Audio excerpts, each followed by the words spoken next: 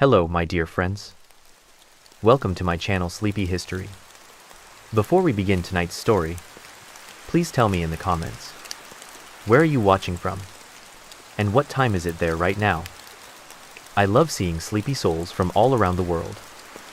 And hey, don't forget to like the video, subscribe if you haven't already, and leave a little comment, even emoji, to let me know you're here. Now, let your body relax. Lie down on your bed. Turn off the lights. Close your eyes.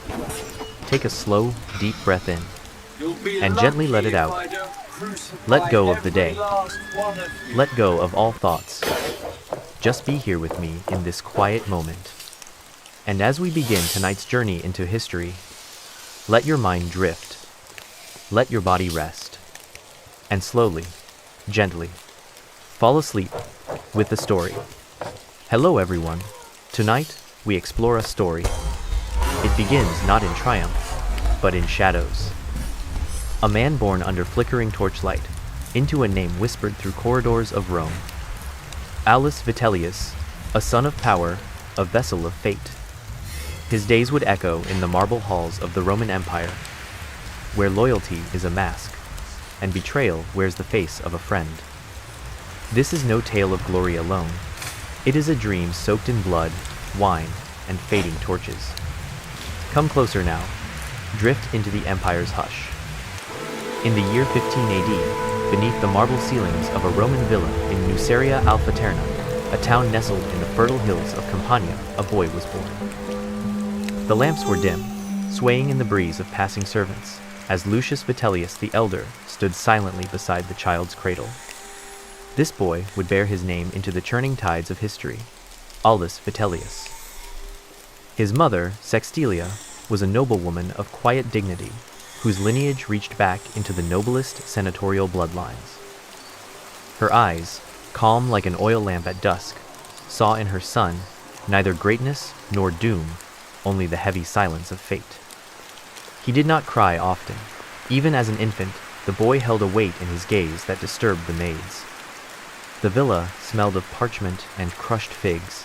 Statues of Mercury and Mars watched over the child's first breaths. And Rome, the vast, gold-veined beast, rumbled in the distance, ever hungry. Lucius, the father, was no ordinary man. As a former consul and governor, he belonged to the bone of Rome itself. He whispered old tales of emperors and omens into his infant son's ear, as if pouring fate directly into his blood. Aulus was not born under prophecy, nor marked by a comet, but something clung to him, a strange quietness. The wet nurse once claimed she saw the flicker of Caesar's eagle outside the window the night he was born. Others said the boy never smiled until his first Saturnalia, when the entire villa echoed with laughter, light, and distant drums from the city. He learned to walk beneath painted gods, speaking his first words to walls older than nations. He would stumble through the echoing stone corridors of his father's estate, his footsteps tiny against the chill grandeur of Roman engineering. And all the while, outside the villa's columns, the empire swelled. And Rome, ever watching, waited for her next servant, or sacrifice. From his earliest years, Aulus Vitellius moved like a boy born not for games, but for observance.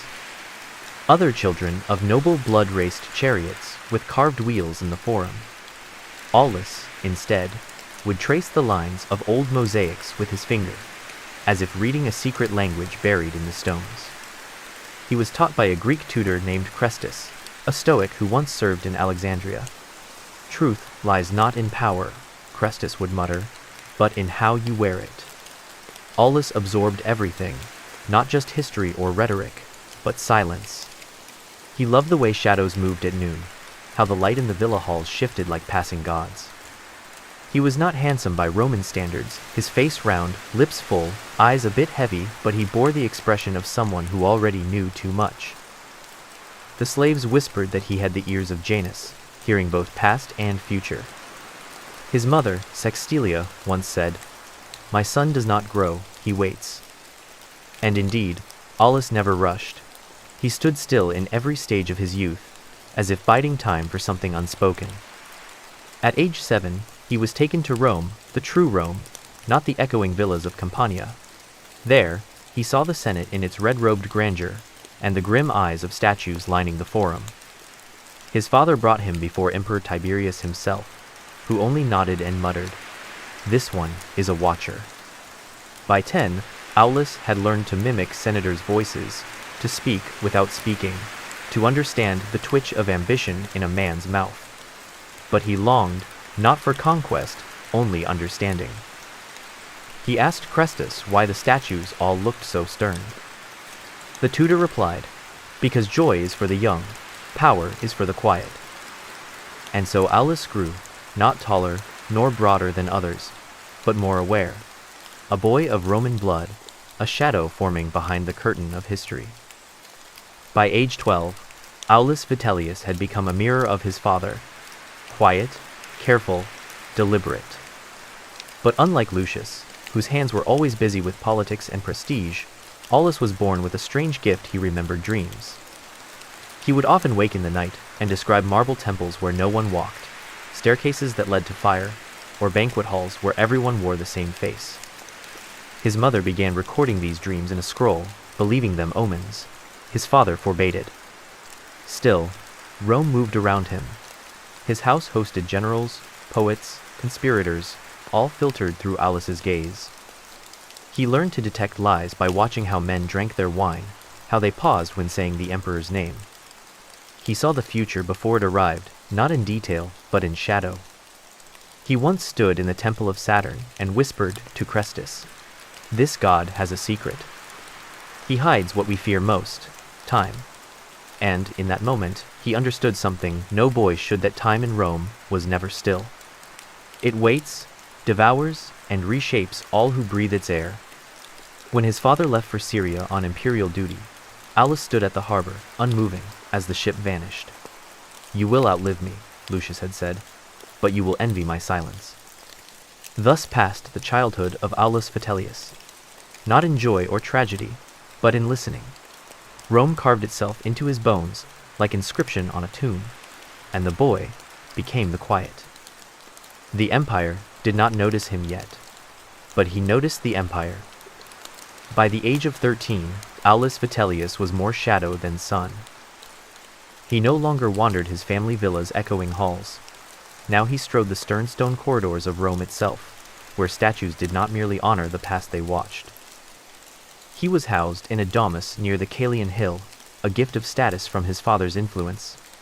There, surrounded by marble atriums and painted ceilings, Aulus began his true education not just in letters and logic, but in how to wear silence like armor.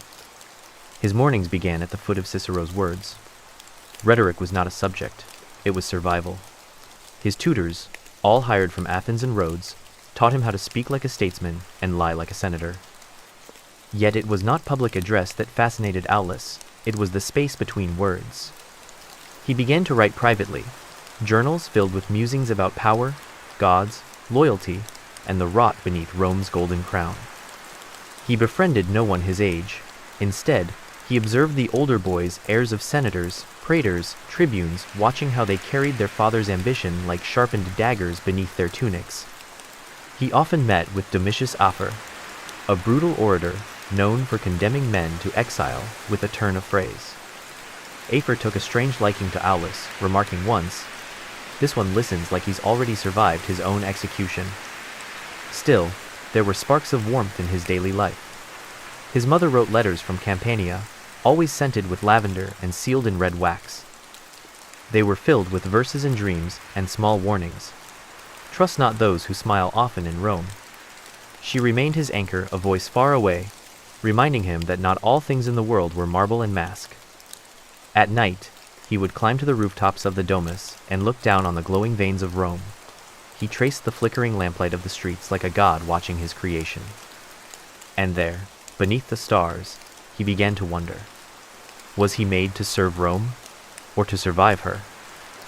At 15, Aulus was allowed into private courts. There, beneath the coffered ceilings of power, he witnessed how reputations were broken not by swords, but by syntax. He sat in the back, silent, absorbing the movements of senators like a hunter watching prey. Their hands twitched before a lie, their voices cracked before betrayal. He began working unofficially under his father's old friend, Publius Galerius Traculus, a legal mind once favored by the Julio-Claudians. From him, Aulus learned the art of strategic silence, how to say nothing and yet steer every conversation. He was not a speaker yet, but he was a ghost that men in togas began to notice. He studied law, religion, and astrology. He grew fascinated with the stars, not for superstition, but for order. "Only the sky cannot be bribed," he once said, during a late-night discussion with Traculus. But he also understood that even stars could be interpreted twisted to support an omen, a succession, a lie. And so, he added divination to his tools, not to believe in it but to use it. Despite his cold exterior, Aulus was not without warmth. He once defended a slave who had been wrongfully accused, using a passage from Cicero to argue his innocence in front of a private magistrate. The man was released. Aulus never told anyone.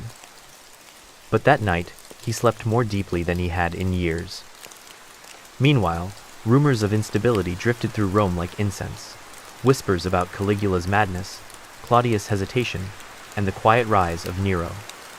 Aulus listened, wrote, observed.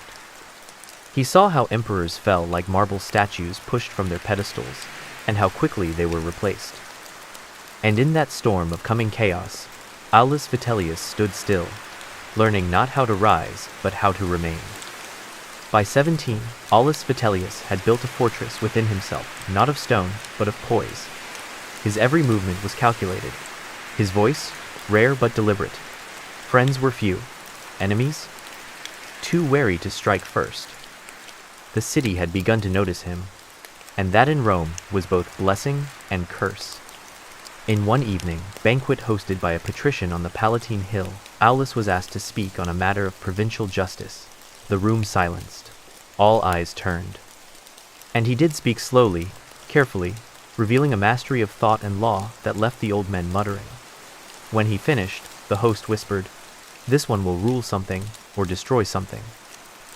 He laughed softly, but didn't reply. That same year, Aulus would write in his private journal, "Rome does not raise men, she reshapes them. To survive her is to bleed without wounds." He knew now that survival was an art, and though he did not yet crave power, he understood power's craving for him. By 18, he was officially inducted into public service, starting with minor duties under the urban praetor. He never rushed his ascent. The boy born into silence was now a young man who moved through the empire's veins like a sleeping poison unnoticed, but already changing things. He walked past statues of the dead and said nothing. But history had already begun to write his name in its ledgers.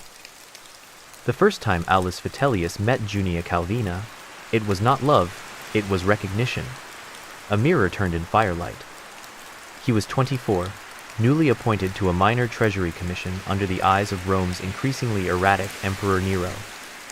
Junia was of the Juni Silani, a noble house of immense prestige but tainted by scandal. Her father, Lucius Junius Silanus Torquatus, had died in disgrace, whispered to have been driven to suicide under imperial intrigue. Yet Junia held herself like marble, unbending, cool, tragic. They were introduced at a religious festival honoring Fortuna, goddess of fate. Amidst garlands, incense, and the rhythmic chant of priests, their eyes met beneath a laurel-draped arch. Neither smiled, neither bowed. But something ancient passed between them, not romance, but a kind of alliance, forged without words.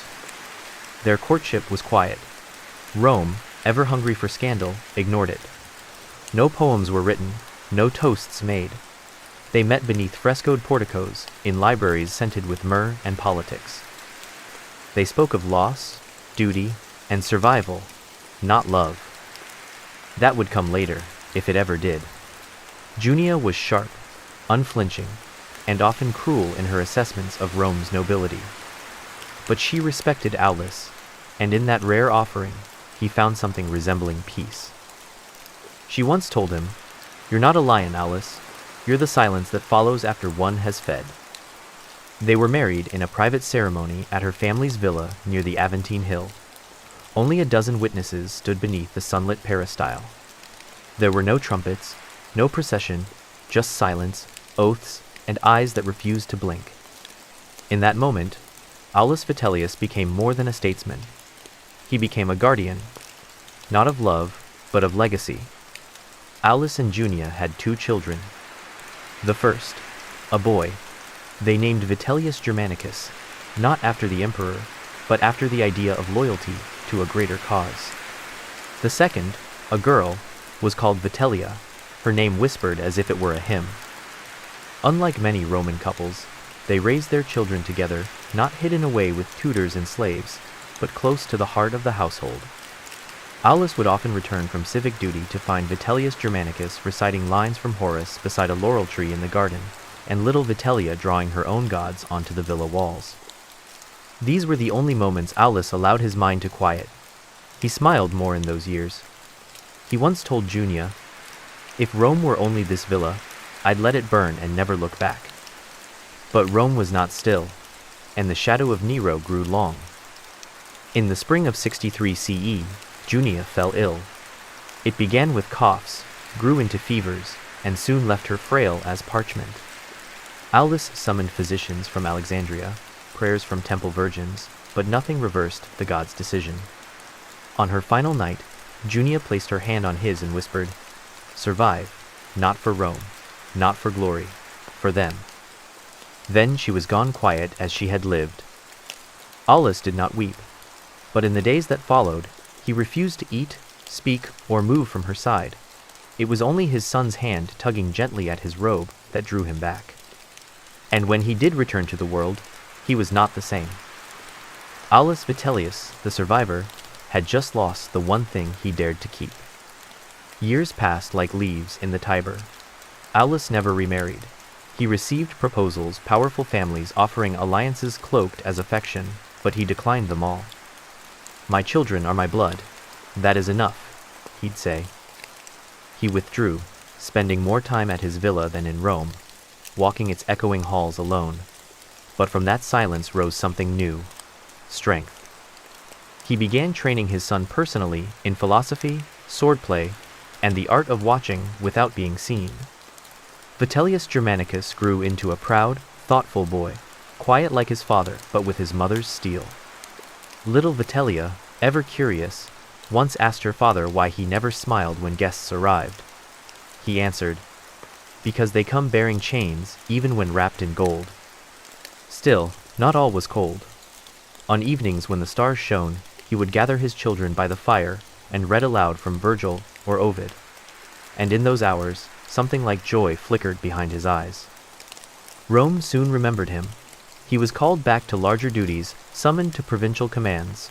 But in his heart, he never left that quiet chamber, the place where love once lived. And though the empire would soon place laurel crowns on his brow, Aulus never placed one on his heart again. The winds of the Roman Empire were restless. Nero's Rome trembled under its own weight, decadence masking decay. And in the far reaches of the empire, whispers stirred in smoky barracks and senate halls. Into this trembling world stepped Aulus Vitellius, called from quiet to serve once more. After Junia's death, Vitellius had remained subdued, tending to his children, managing minor magistracies in silence. But by 66 CE, he accepted the position of proconsul of Africa, governing the fertile Roman province that fed the capital. It was his first true test. He did not command legions by force, but by feasts, laughter, and quiet promises.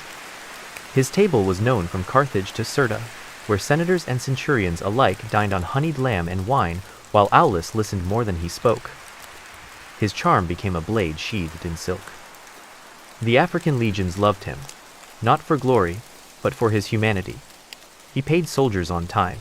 He remembered names. He laughed with them. Some said he lacked the ruthless steel of a Caesar. Others saw in him a calculated softness, a man who could outlast the hard-edged. It was there, among the dust and citrus groves of Africa, that he received word: Nero was dead. And with Nero's death, the empire shattered like a dropped amphora. The year of the 4 emperors began a whirlwind of ambition, betrayal, and blood.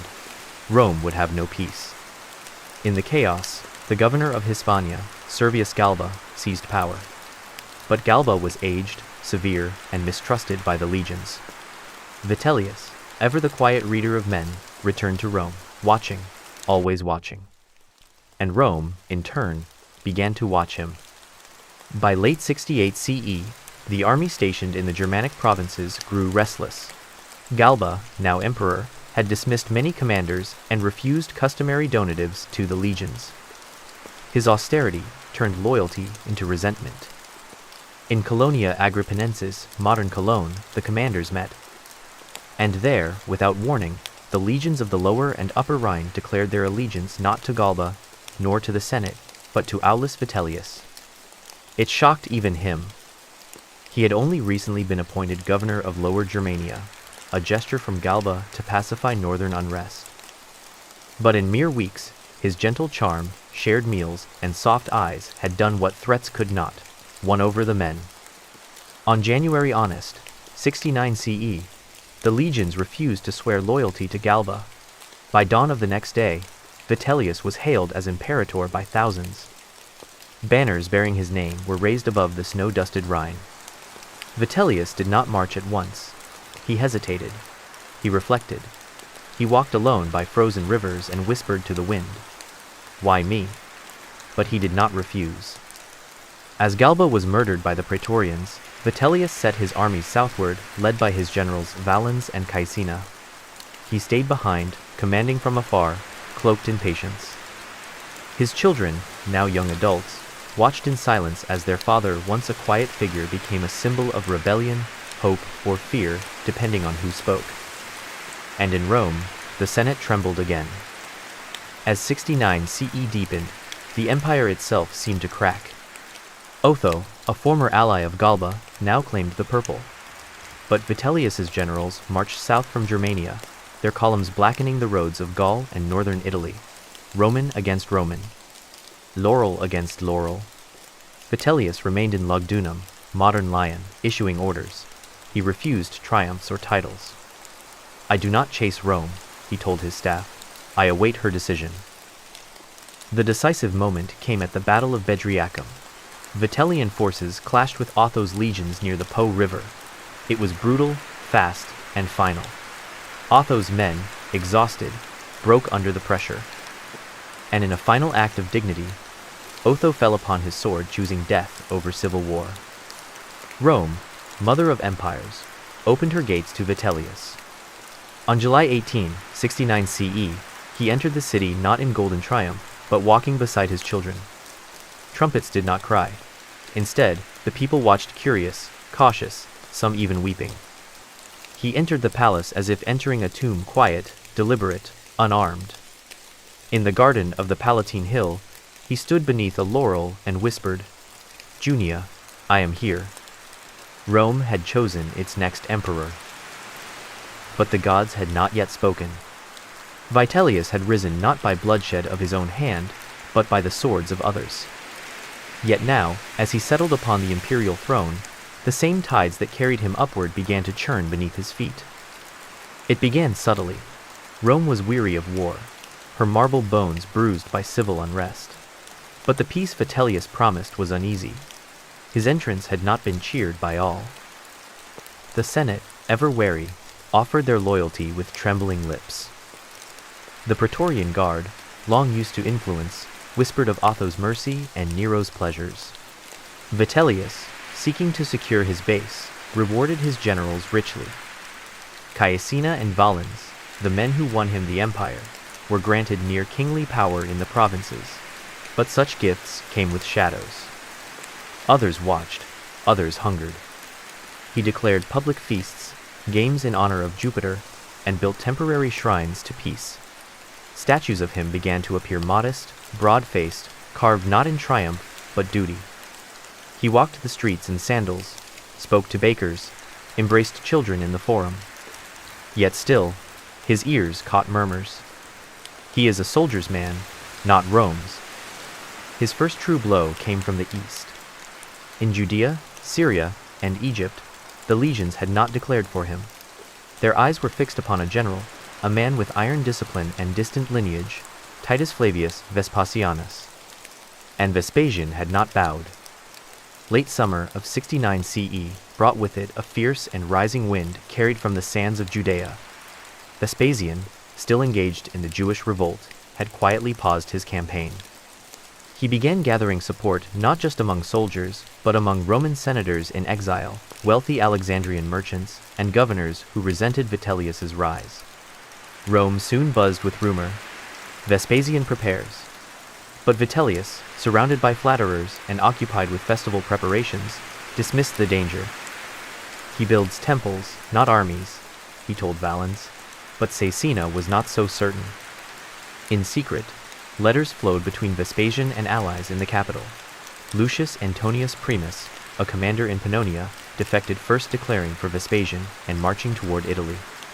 The empire began to fracture again. In the palace gardens, Vitellius would walk silently at night, stars veiled by torchlight, and ask, "What god has cursed the purple?" He drank more. His counsel grew fewer. He dismissed advisors who disagreed. Fear was no longer a whisper, it was a dirge echoing in marble halls. Still, he tried to hold Rome together. He ordered reliefs for the poor, grain shipments from Africa, theater performances in the name of Venus. But with every measure of goodwill, rebellion moved faster. Then, word arrived that Valens had fallen ill, and Caecina had vanished. By October 69 CE, the tide turned full against him. Caecina, his trusted general, had secretly joined Vespasian's cause and was now attempting to rally the legions of northern Italy against Vitellius. But his betrayal failed. His own troops arrested him for treason, yet the damage was done. Vitellius was alone. Desperate, he summoned remaining forces to defend Rome. Barricades were raised, bridges over the Tiber were watched, and still, whispers spread, Vespasian's men march. By December, Lucius Antonius Primus and the Danubian legions entered the city's outskirts. Skirmishes ignited in Trastevere and around the Campus Martius. Streets ran red, and temples trembled from falling stone. Vitellius, weary and broken, made one final gesture. He abdicated. He entered the forum wearing the robes of a priest, offering to resign in the name of peace. But the mob, once starved and enraged, would not listen. They shouted, they surged. And in the confusion, he was seized. Dragged through the streets, bloodied and barefoot, Aulus Vitellius was led to the Gemonian stairs. There, beneath Rome's sky, once godlike emperors had watched. As he was struck, he cried, "Yet I was your emperor." The year was turning December of 69 CE, and the city of Rome had become a battlefield. Vitellius, betrayed and cornered, did not go quietly into the shadows. Though peace had been offered by the East, he chose to stand, if only an echo of the great emperors before him. Pride still breathed within him, not for glory, but for the dignity of the office he had inherited through chaos.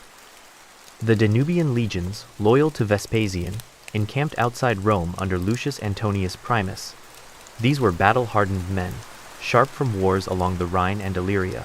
Their discipline was harsh. Their advance was merciless. Inside the walls, Vitellius rallied what he could: veterans loyal from Germania, Praetorian Guard remnants, and even civilians given swords. Streets were turned into gauntlets, temples used as strongholds. The marble veins of the city trembled with war. The Battle of Rome erupted like a forgotten myth. Fires devoured markets, shrines, and statues. The Tiber ran black with ash.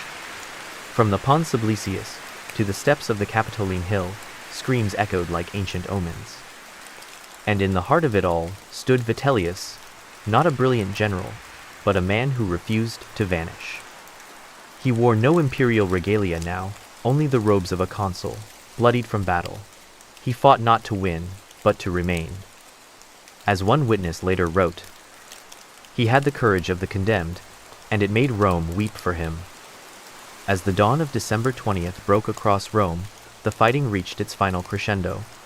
The Capitoline Hill, sacred to Jupiter and generations of emperors, was besieged by Vespasian's men. Ancient stones cracked under fire. Vitellius's defenders fell one by one, their blood mingling with that of the gods. Inside the temple of Jupiter, Optimus Maximus, once the heart of Rome's divine favor, Vitellius took refuge. It was here he whispered his final prayers, not for victory, but for mercy on his people. Outside, the city was breaking. The praetorians defected, opening gates. The mob turned. Citizens once fed by his hand now threw stones. Yet even then, Vitellius remained not in flight, but in surrender. He was no longer a ruler, merely a relic of a fading storm. He emerged without arms, without fanfare, in silence. Captured near the Velabrum, he was bound and taken through the city streets, not with rage, but with the weight of disappointed myth. Children cried, old men turned their heads. His captors mocked, but none cheered. They led him to the Gemonian stairs, beneath the Temple of Concord, where traitors fell and silence lingered longest. There, after a brief mockery of trial, he was slain. And Rome grew quiet again. In the days following Vitellius's death, Rome was hushed. No triumph was held, no statues raised. His name was not cursed, but simply not spoken. The reign of Vespasian began not with cheers, but with exhausted silence.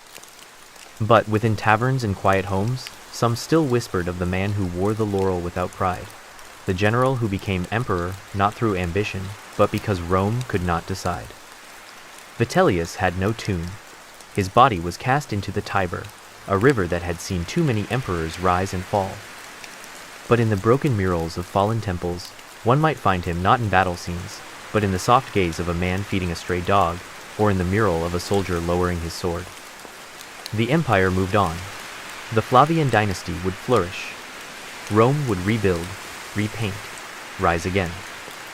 But beneath her streets, beneath her stones, a name still sleeps, the emperor who never sought a crown, and bore it all the same. Before the final sword ever touched his skin, Vitellius was already being unmade, not by his enemies abroad, but by those who sat beside him. It began, as it often does in Rome, with silence. When Vitellius ascended to the throne in April of 69 CE, after Otho's suicide, many hailed him as a hero of the people. He had the favor of the Germanic legions, a humble manner, and a history of loyalty. Yet within weeks, his court began to curdle. He filled the Palatine with friends from Germania, soldiers and officers rough in manner, loyal only to him, and the senatorial class grew restless. By midsummer, letters leaked. Senators in Illyria and Syria, discontented with Vitellius's appointments and indulgent spending, began exchanging messages of concern and strategy. One of the first to rise was Gaius Licinius Mucianus, a governor of Syria, who began to quietly support Vespasian, a general still stationed in Judea. Mucianus had long resented Vitellius's influence among the Rhine armies, and now he saw a chance. In Rome, Vitellius's own inner circle fractured. Fabius Valens, once a staunch ally, was sent to gather reinforcements but delayed, rumored to be in secret talks with opposing forces. Vitellius, perhaps sensing the shift, hesitated, choosing not to punish Valens immediately. That hesitation cost him dearly. The empire was no longer bound by strength of arms, but by strength of perception. Vitellius, for all his earthy charm, had none of the ruthless shine Rome now demanded. As August waned, whispers filled the halls of power, and Vitellius, once the choice of armies, was becoming a prisoner of his own position. By September, Rome was no longer a city of triumph, but a stage of trembling loyalties. Mucianus, now allied with Vespasian, had begun a campaign of silent war, sending messages through sea captains, spies, and merchants. Word arrived in Egypt and Judea. Vitellius must fall. Inside Rome, the cracks widened. The Praetorian Guard, traditionally the emperor's shield, began accepting bribes from both sides. Vitellius replaced their commanders, but loyalty once shaken is rarely restored. Even his own brother, Lucius Vitellius, urged him to make peace. But Aulus refused, not out of pride, but because he believed peace would be his death. To solidify his position, Vitellius appointed Julius Asiaticus as city prefect, a man of great wealth but poor loyalty. The Senate, meanwhile, grew bolder. They demanded reforms. They hinted at abdication. And behind closed doors, support for Vespasian hardened into conspiracy. In late October, reports arrived. Vespasian's legions had crossed the Adriatic and were marching from Dalmatia. Primus Antonius, one of Vespasian's commanders, had taken Aquileia and moved toward Cisalpine Gaul.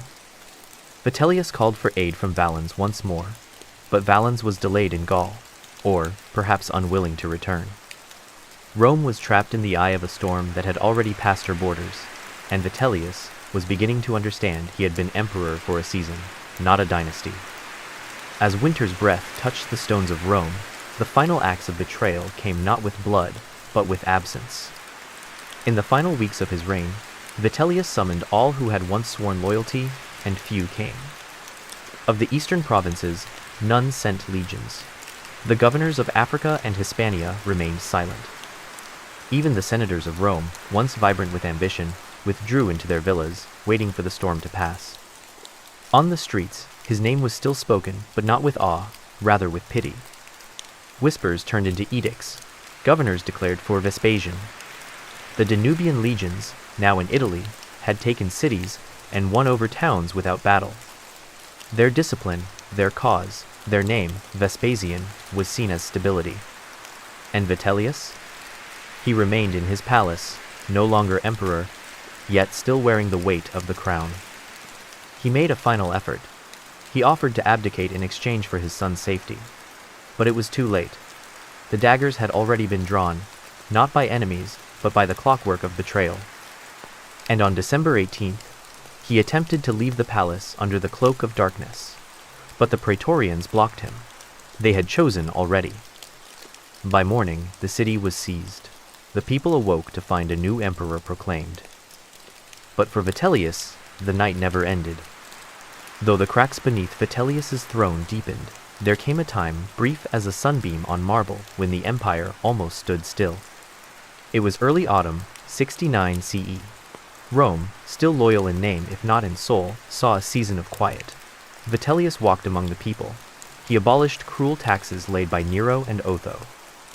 He reopened public temples, repaired aqueducts, and hosted lavish games in the Circus Maximus, dedicated not to military conquest, but to joy. The people called him Aulus the Mild. His hands were soft, not iron. He granted amnesty to political prisoners, opened his gardens to the public, and gave gold to orphaned children. In this short span of golden sun, he rebuilt more than walls. He tried to mend the soul of Rome. But even as marble pillars were polished and festivals lit the night, the winds of war pressed at the horizon. Vitellius knew it. Perhaps that was why he feasted more, laughed louder, clutched his son tighter. His palace became a place of music and smoke, of dancers and philosophers, of food and wine flowing like rivers before they would turn red. He restored the temple of Saturn, placed fresh ivory at its altar. He had statues raised in memory of forgotten generals, commissioned new mosaics that showed Rome not as a place of war, but of bread, theater, and gods in repose. It was not a golden age carved into stone, but rather a golden breath, a dream half remembered before Rome awoke to its sword. Though he was not a military strategist, Vitellius knew how to heal with generosity. And in that brief golden calm, he focused on building something beautiful. His orders were clear: restore the monuments, not for glory, but for memory. He commissioned the cleaning of the Pantheon's dome, and the repair of statues damaged in previous civil unrest. In the Field of Mars, he ordered a new public garden, open to all classes, where the sick and old could rest beneath olive trees and fountains whispered between marble lions. He hosted philosophers from Athens and Alexandria, encouraging public debates in the Basilica Julia.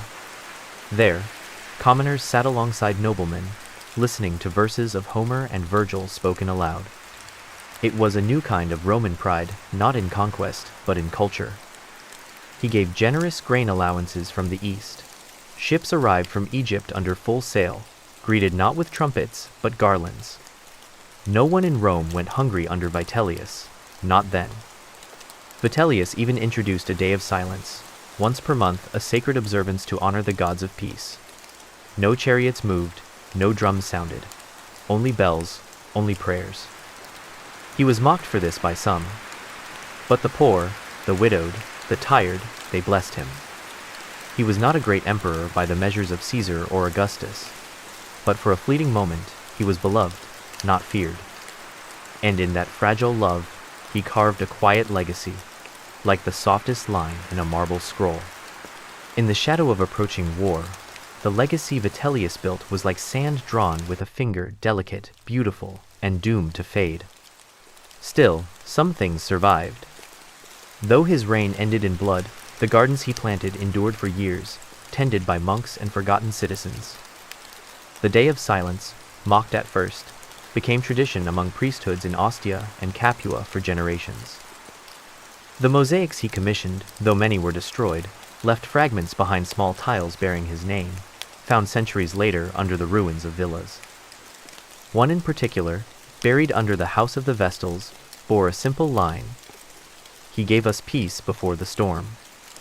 His memory was not kept in statues, for those were toppled under Vespasian's reign. But in certain taverns, old women whispered his name with warmth. Among veterans of the German legions, his portrait still hung, half hidden in dust. Even the temple of Saturn, once restored by his hands, was spared during the fires of later years. Vitellius ruled for less than a year. He was a whisper in Rome's symphony, but his song was not sour. It was soft, solemn, and deeply human. He reminded Rome that even in its harshest year, a moment of grace could still bloom. The year was still 69 CE, Rome's year of the four emperors, and Vitellius stood as the third. Yet already, across the jagged miles of empire, a new sun had risen. Vespasian, a general of the east, declared emperor by the legions in Judea and Egypt. As Rome wore the garlands of temporary peace, the armies marched. Vespasian's men, led by the cunning Marcus Antonius Primus, descended from the north, capturing Cremona with fury. The blood that soaked its stones was a dark omen. Vitellius, once a soldier, but long softened by luxury, tried to stir his remaining forces. He named his brother, Lucius Vitellius, commander, but it was too late. Support within the Senate cracked like ancient marble. Generals deserted, allies turned coats, and enemies grew bold. Still, he did not flee. In the heart of Rome, he stayed, tired but defiant, praying to Jupiter Capitolinus for a miracle. He offered peace. Vespasian's envoys arrived, and Vitellius agreed to abdicate his only request: safety for his family. He removed his imperial robes, laid them at the foot of Jupiter's statue, and tried to return to private life. But history would not let him go so gently. A mob of his loyalists, refusing to surrender, dragged him back to the palace, placing the purple cloak on him once more. Rome fell into chaos. Streets burned, temples trembled, and the Tiber ran black with smoke. Vitellius, worn and broken, watched from the Palatine Hill as the eagle standard of Vespasian approached. He knew the end had come. And yet, he did not run. The final day of Aulus Vitellius dawned, cold and pale. He had taken refuge in the emperor's private quarters, high in the Palatine Palace. Outside, the city roared, loyalists and enemies battling through the forum, citizens screaming, fires licking the domes. He hid not like a coward, but like a man who no longer wished to be found. Servants begged him to escape. He refused. "I was your emperor," he said quietly, "and I shall remain so even in death." But fate found him. Vespasian's men broke into the palace by torchlight. They found Vitellius trembling behind a curtain, not from fear, but grief. His son, Vitellius Germanicus, had vanished earlier that day. Some said he was smuggled out to safety. Others said the boy had been killed. Vitellius was dragged through the streets barefoot, bleeding, his hands tied behind him with his own sash. The people, once drunk on his feasts, now spat at him. They struck him with bread crusts and dung. Yet he said nothing. At the Gemonian stairs, once reserved for traitors, they beat him savagely. His last words, choked through blood, were, "Yet I was once your emperor." And then silence. His body was cast into the Tiber. No tomb, no funeral, no rites. The river kept him. The sky that night hung low. Even the stars seemed ashamed. Aulus Vitellius left no grand mausoleum, no triumphal arch bore his name, and yet, in the places least watched, his story whispered on. In the gardens he restored, his flowers bloomed one last season. In broken frescoes on the Palatine walls, a faint figure in white sometimes remained, his face washed with age, almost kind. Vespasian erased his monuments, but not the warmth of memory. Old senators recalled the emperor who once fed the poor. Mothers told children stories of Aulus the soft-handed, who gave them safety for one summer. And the river the Tiber held his silence. No tomb was ever built, yet pilgrims left olive branches where his body fell. In time, a fisherman's shrine appeared nearby. Some say his ghost walks the water's edge in the pale hours, not angry, only quiet. His reign was short, his fall was brutal. But for one heartbeat in the chaos of empire, Vitellius chose mercy. And in the cruel rhythm of Rome's greatness, that perhaps was the most remarkable thing of all. Time did not weep for Aulus Vitellius. His statues were pulled down, names erased from public records, titles struck from the scrolls of Senate memory. The Domus Vitelliana, once his family estate, was seized and given to Vespasian's allies. Rome moved on. But history has strange tides. Some spoke kindly of him in secret. In the villas of Capua, in the taverns of Etruria, whispers told of the man who gave grain when others hoarded it, of the emperor who forgave more than he punished. The glutton, yes, but also the gentle hand. Among the people, his sister Vitellia survived, raising his only surviving grandchild in Gaul, far from Rome's glare. She kept his memory intact, her voice weaving stories of Aulus the patient, Aulus the foolish, Aulus the kind. Writers dared not praise him openly, but in the folds of parchment hidden in libraries, anonymous verses praised his kindness. No great triumphs, no laws that shook the world. But mercy, rarest of Roman virtues, lived in him. When Vespasian rebuilt the Forum, a tiny shrine unnoticed by most appeared near the Bridge of Sighs. A stone bench, unmarked, but for a fading carved laurel. No one claimed it was his. And yet, flowers were often found there. Though he reigned less than a year, the ripples of Vitellius's choices carried forward in unexpected ways. His policies, though few, had left impressions especially in Rome's treatment of veterans and entertainers. He had granted broad privileges to actors, musicians, and gladiators, elevating their social status. Later, emperors reversed many of his rulings, but the idea remained that all who served Rome had value, even in art. The Feast of the Moon, once held privately under Vitellius, was remembered centuries later in rural Rome.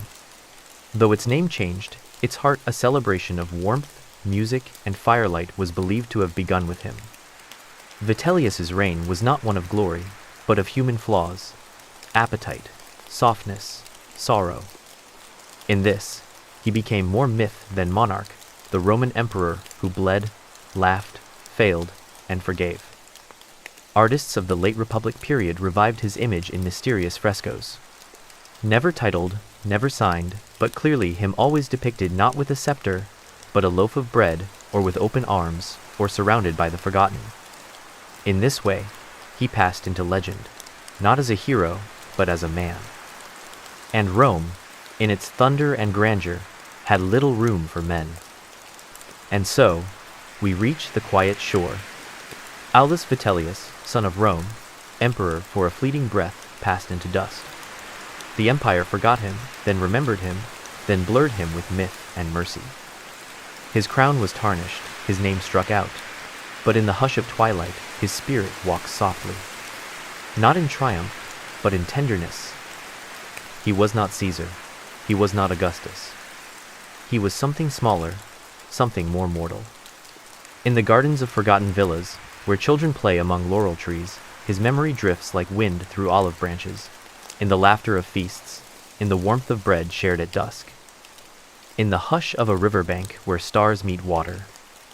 Aulus Vitellius sleeps now, and if you close your eyes, you might hear him. A whisper, just there, beyond the arches of time. Sleep well now. let the empire fade away. And may your dreams be warm, and your history kind.